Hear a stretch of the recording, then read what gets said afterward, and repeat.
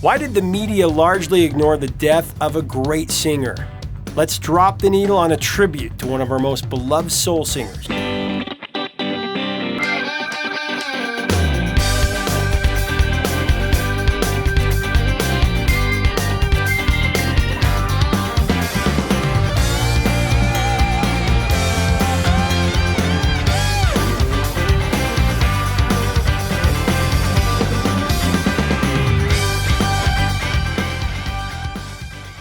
Hey music junkies, Professor of Rock here with your latest pop fix.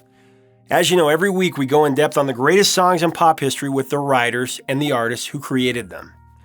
So some weeks ago, the world lost a true legend in the music industry. Now, it wasn't a death that was massively reported in the media, and it's frustrating how that works sometimes. Fair or not, the media reports what they choose depending on the day, and depending on the news cycle, some things get lost or shuffled over. So this wasn't a passing that was covered like Prince or David Bowie, but for me, it was equally important.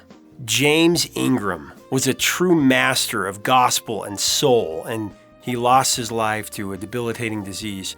He was a man with a voice that was like the perfect balance of rock and pop rapture.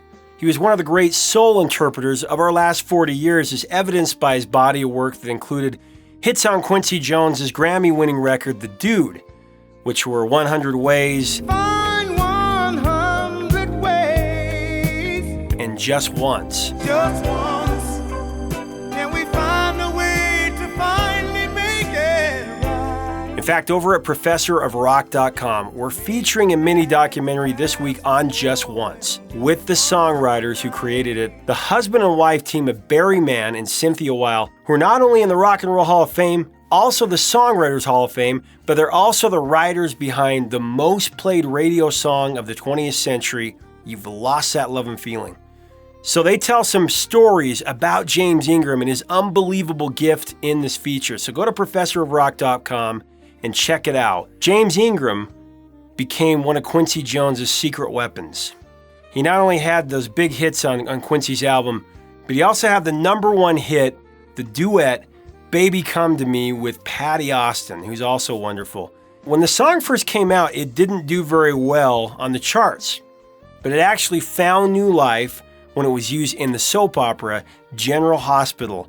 And that was enough to slingshot it up the charts. He had another huge duet with the captain of yacht rock himself, Michael McDonald, with Yah-mo Be There. I'ma be there. I'ma be there. The only pop song that I can think of offhand, its first words are Heavenly Father, which is kind of interesting for a pop song. But talk about one of the greatest smooth tracks of all time. Can you imagine being a fly on the wall during that recording session? So much smoothness that it was played daily for months on end at the stereo shop that Paul Rudd worked at on 40-Year-Old Virgin. Nothing against him, but if I hear Yah-mo Be There one more time, I'm going to Yah-mo burn this place to the ground. He almost lost his mind, but only because there's only so much smoothness that the human brain can handle. What about James Ingram's performance on the 80s charity single We Are the World? He was blazing fire on those parts at the end. I mean, think about it. Put yourself in Quincy Jones' shoes. You just had the first two verses and choruses with solos from everybody from Stevie Wonder and Michael Jackson, Tina Turner, Billy Joel, Steve Perry, Daryl Hall, Diana Ross, Kenny Loggins, Huey Lewis, Paul Simon, Bruce Springsteen, Willie Nelson. I mean, that's just to name a few. And you're doing this back and forth between the two singers at the end so that you can bring the song home. So you put Stevie Wonder up against the boss, and that raises it 10 notches. And then you're looking to turn the song all the way up to an 11, and you know you're going with your best that you've got in the room. So that means you're going to put the genius of soul, Ray Charles, up there. Who are you going to put toe-to-toe against Ray Charles when you've got all these legends on the bench? I'll tell you who he went with.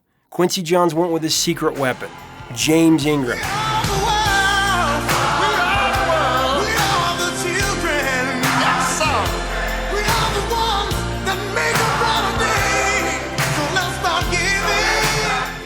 And I dare you right now, go watch the video for We Are the World. I'll even give you the time code. It's like 6 minutes and 12 seconds. You can't tell me that James Ingram's passion didn't blow everybody, and I mean everybody, out of the room. You just have to watch it. It's like joy on steroids and cocaine. But for me, James Ingram's best song was his 1990 #1 hit, I Don't Have the Heart. This song is absolutely heart-wrenching. It's so sad. Because we've all been there. Someone loves you, but you can't match that love. You just can't get there, and it sucks.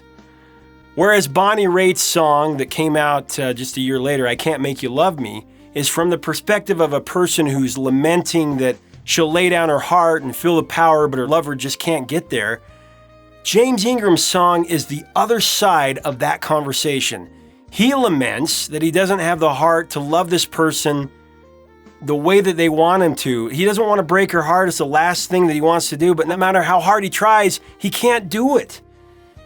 It's killing him, but he can't get there. And if you listen to these two songs, I Can't Make You Love Me and I Don't Have the Heart, if you listen to them back to back, it's like a true study in empathy from both sides. Because we've all been part of that equation, one side or the other.